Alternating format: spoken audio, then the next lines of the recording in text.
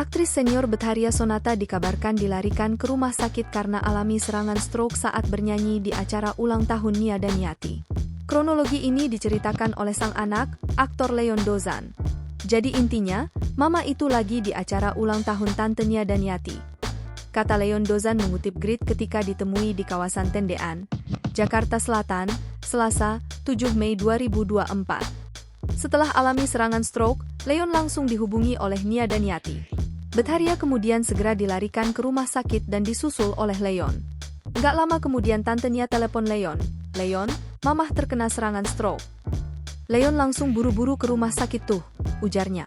Leon Dozan pun bersyukur karena ibunya segera dibawa ke rumah sakit untuk mendapatkan pertolongan. Berkat itu, kondisi Betharia Sonata membaik dan sudah bisa dipulangkan ke rumah. Walaupun ada bagian wajah yang terdampak akibat serangan stroke, Leon menyebut sang ibunda kini sudah kembali cantik. Penyanyi 61 tahun ini juga disebut sudah bisa berkomunikasi dengan lancar. Alhamdulillah karena dibawa ke RS cepat, makanya proses pemulihannya juga berjalan dengan lancar, timpal Leon.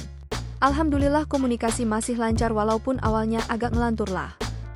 Awalnya tuh kayak ketarik bagian bibir sama alis, tapi sekarang udah cantik lagi. Sudah seperti Betharia Sonata zaman dulu, pungkasnya.